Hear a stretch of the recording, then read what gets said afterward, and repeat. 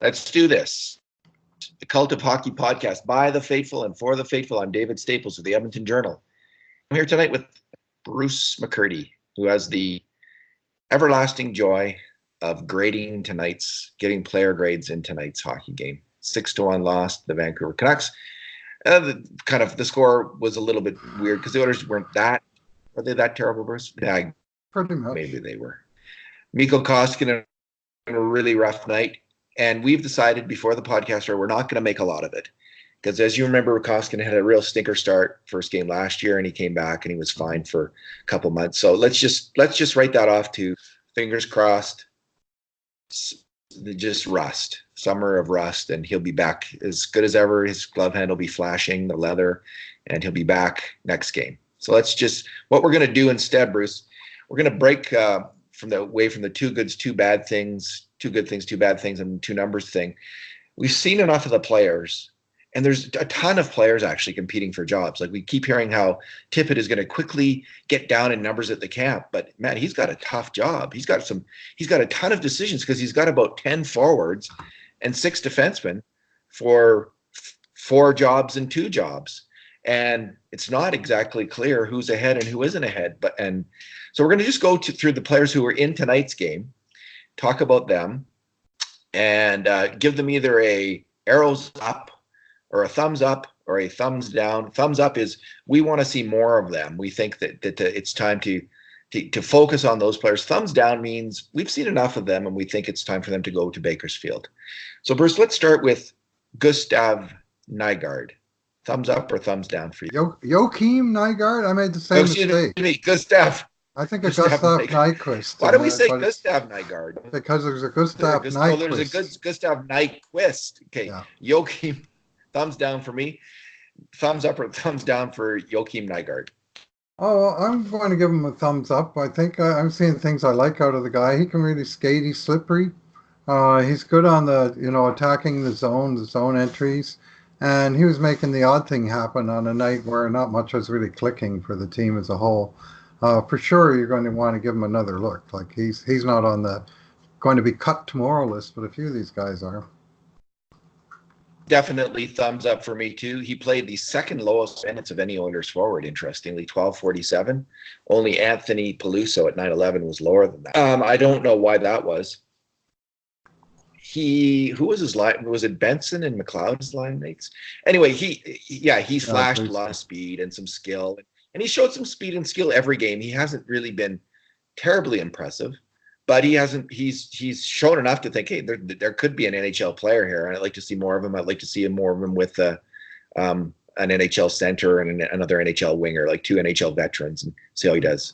Yep. Brad Malone, thumbs up or thumbs down? Down for me. He's got to be on the next plane out of town tomorrow. He's on that list with a few guys from this game. Just too many mistakes, David, and too many. What chances that he did have, he just wasn't able to make anything out of them. And when I say chances, I don't necessarily mean scoring chances, but just chances to move the puck, to make a positive play, and it would bounce over his stick, or he'd miss the pass, or he made a brutal turnover in the neutral zone on the final goal, but that was just the cherry on top of a not very good game. Yeah, I was going to bring up that turnover, man. Ooh, man alive! If there was any ever doubt about where he was going down, it's too bad. He's a good AHL player, but yeah. Okay, Joel Persson. I'll go first on him. Yep. Thumbs up. Even though he too had an absolute stinker turnover. Ooh, that was a bad one. It was a night where many of the young defensemen had absolute stinker plays, a number of them ending up in the back of the net. So Persson, other than that, wasn't as good as the first game. Did they play Clef Bombe that much? Let me just check here. This seems like they kind of, maybe did they, I can't even. 1954 for Clef Bombe tonight. And Persson, 22:08, the most minutes. 22:08 for Persson, the most minutes of any Oilers player. Oh, okay. And Clef Bombe 2050. I see. It used to auto-update to the end of the game, but it didn't. Well, there you go. Okay. He was okay. He moved the puck okay, other than a horrible turnover. He wasn't really good. He wasn't really bad. He was kind of, but based on that first game, I definitely want to see more because he does have the ability to move the puck. Oh, sure. Your thumbs up there too? Yes. Oh, yeah. He made a decent play that did help to set up the one Edmonton goal in this game. And he does some nice things in the offensive zone. But I wouldn't say he had a strong game tonight, particularly. But he was good enough the other night. Obviously, they're not going to be sending him out anytime soon. Peluso, one of the many pugnacious Pelusos who have played pro hockey. Anthony Yep. Peluso, thumbs up or thumbs down, Bruce? He's on the next plane to Bakersfield. And then he had what I thought was a very good game in Vancouver on Tuesday. I'll give him credit where due. I thought he was very noticeable. He was physical, and he had 5 shots on net. And the play didn't die on his stick. Well, tonight there was really nothing going on in his game. He was almost completely invisible to my eye. Yeah, and he's on an AHL only contract. He Yeah. got two exhibition games, so good on him for that. But 2 is all he's going to get. Yeah, I'll go Keegan Low, thumbs down. That was obviously a really rough night for Keegan Low. Terrible turnover pass. Took a penalty. Had some other pretty rough moments in the game, and he's an okay AHL player. Time to move on. Yeah, that pass was it's like a pick six where the football quarterback just doesn't see the linebacker, right? And just steps in front and he's gone. A screen pass. And then he was unable to contain the 2-on-1 that followed. And then even on the penalty play, like he stepped up to the blue line, tried to trip the guy, and wound up not only taking a penalty where they scored on the subsequent power play, but he also got burned where they came in and had an excellent scoring chance. So even the penalty wasn't enough to put out the fire. So it just seemed to be overmatched out there. I hate to say it. I have good memories of the guy as being a good, hard competing oil king. But as a pro player, he has his limitations, and they were on full display tonight. Tyler Benson, Bruce. Yeah, I think they want to keep looking at him. I'd like to see more out of him. I really would. I mean, you see little plays, little smart plays, and puck moving plays and stuff, but no finish. Like tonight, he was set up a good cross ice pass from Ryan McLeod, I think it was, and he had to handle the puck a couple times before he let fly. And by the time he did, Markstrom was over there and waiting for it. Where a one-timer maybe works for a goal on that play, and I'd like to see him like you said about Nygaard. I'd like to see him on a line with a couple of higher end talents and see how he clicks. But playing with other young guys against full NHLers, he's still got a ways to go. Yeah, so Tyler Benson for me is kind of up-ish, but not that up. Mm-hmm. I think he will go down, but I don't think tomorrow. Yeah, I think he's going down too, unless suddenly he gets his chance with Draisaitl or NugentHopkins or even McDavid and really shows some connection. It's always possible, and he has that skill and ability, and he does his best work with a driver like Marody. He was not playing with even Marody tonight, so I think he's kind of an interesting, smart, kind of complementary player. And I'd like to see him given a chance to play with better players to see if he can help raise their level of game and fit in with them. So, yeah, we'll see him one more game. Patrick Russell, Bruce, I know what you're going to give him, and I'm going to give him the same thumbs up because, man, he looks like he might be an NHL player. He's really hustling hard. He seems confident. There seems to be a different kind of aura about him on the ice than there is for a lot of like for Benson, for instance, or Malone. He just seems to be able to keep up, read the game, make plays through hard work at this level. And I could see him sticking as a 13th, 14th, or maybe fourth line forward. What about you? Thumbs up or thumbs? The same. He's shown enough through 3 games, which he's played all 3 now, as has Benson. He's played all 3 games and shown enough to earn another game, and we'll see. If he starts to fade as camp goes along. Tonight was his least effective of the 3. So yes, I'll say that. But I don't think he stunk tonight, and uh, he was, he wasn't the reason they lost. Let's put it that way. Okay, Marcus Granlund. Of course, he's thumbs up. He's on an NHL contract, and but man, he's shown Very, zilch. very little, eh? Geez, Very, very little. if he was like, I don't know, if his name was Patrick Russell, for instance, he'd be in the minors tomorrow. He wasn't a known NHL quantity. He's done nothing. Like he's zilch. He hasn't stood out. Odd little, you see these little things and say, "Oh yeah, there's a veteran pro play," but nothing that really created anything of note. Okay, Cooper Marody, Bruce, two thumbs up. Thumbs I up thought that for was me. his. I thought that was the best game he's played in pro hockey, and he showed to me what I've always seen at the AHL level. Now, people, and I hear this again and again from the guys who are close to the team, and I think this came from the coaching staff. Like he's too slow. Like that's what the coaching staff thought of him last year. Looked pretty fast to me out there tonight. He in fact, one of the faster Oiler forwards, and he was making plays all night.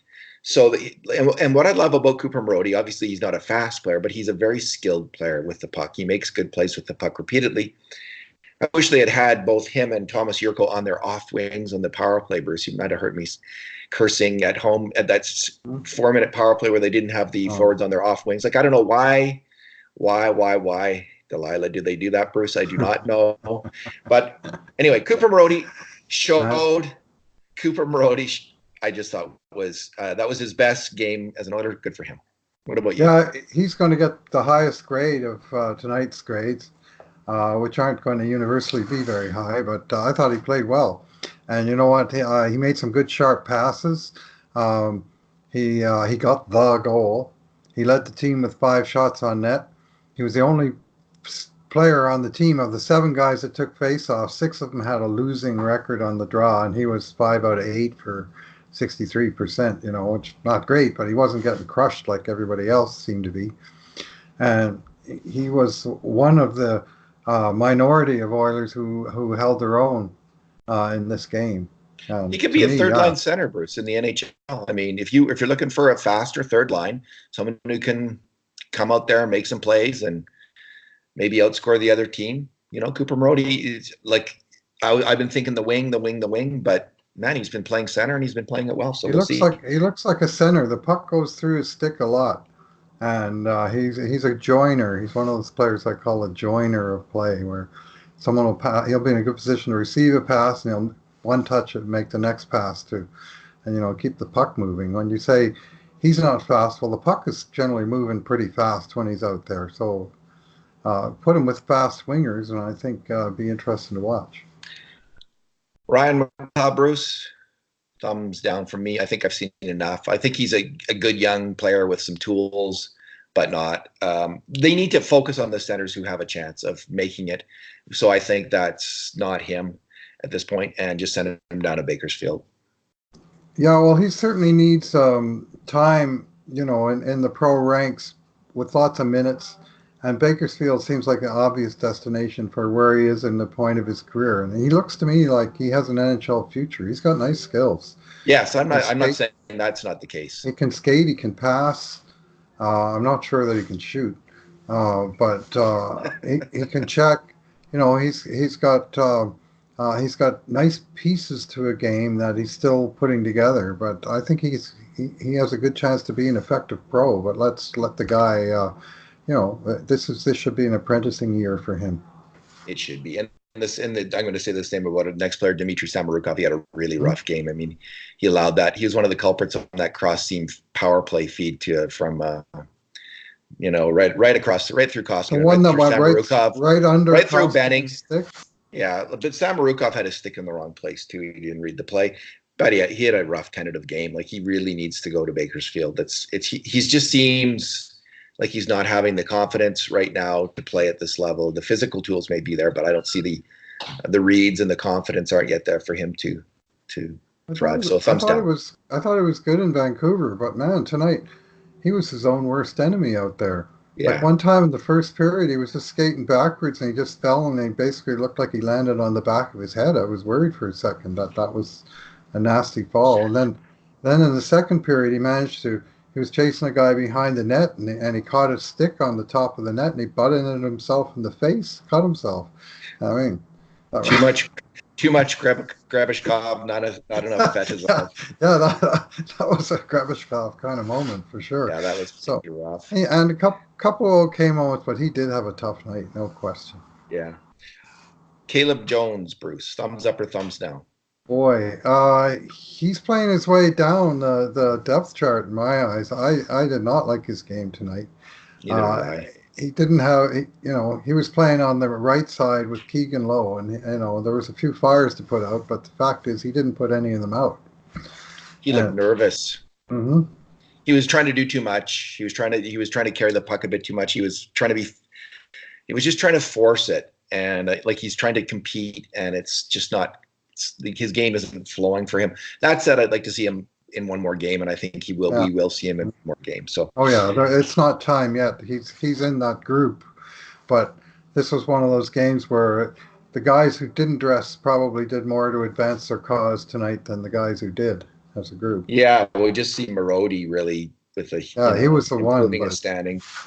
Okay, Gaetan Haas, thumbs up or thumbs down, Bruce? I'm kind of in the middle on him. I Yeah, let's keep looking. There's stuff there. He's got nice speed. I think his defensive awareness is good. We're not really seeing much in the way of offense yet, but he's played 2 games on the narrow ice. He and Nygaard have the same issue in that front. So you got to be a little bit patient. yeah, I'd say one more game too. So I'm giving him a thumbs up, just to see at least one more game. Let's see what he has. It is too early to judge the player. He does have good. He does have NHL speed, I think. Hmm But we'll see if he Yes. has. And he's not a terrible defensive player. He seems to be a strong positional player. So okay, I'm going to give Thomas Yurko a thumbs up. I've liked him 2 games in a row. I thought he played another. He just has a lot of skill. Both he and Marody have a lot of skill, and the Oilers could use some skill. So what's not to like? I mean, he's making plays all over the ice. Um, They were a thumbs up. nice combination tonight. They sure were. Marody and Yurko. They clicked on a number of plays with each guy being the passer or the receiver on some of them. So they seem to have a decent understanding of each other, and that kind of stood out in this game. I'd like to see them play with Nuge on the Mhm. wings. Okay, Shane Starrett. Yeah, I think. Well, he's the number 3. I mean, he may get another half game like he did tonight, but he's almost. Unless Mike Smith stays sick for another 2 weeks, I don't think we're going to be seeing Shane Starrett in the NHL anytime soon. And I didn't blame him on either of the goals he gave in tonight, but that said, he didn't really come up with any stellar saves either, right? And the game was over before he even took the pipes, Yeah, and it stayed he's a over work. when he. Yeah. He needs another year in the AHL. Obviously, and we'll see what happens. He had a really good year down there. He was part of this massive winning streak. He's a great big guy. Sometimes it takes goalies until they're 26, 27 to make it. So let's see how he does in Bakersfield. And he should probably head there as soon as Smith's healthy. Well, Bruce, let's leave it there. You got some work to All do. right. So thanks for talking tonight. Yep. Thanks for listening, everyone. Thanks for sitting through that game or for sitting through this podcast. If you avoided the game, this was not a good night. And in the meantime, and in between times, this has been another edition of the Cult of Hockey podcast.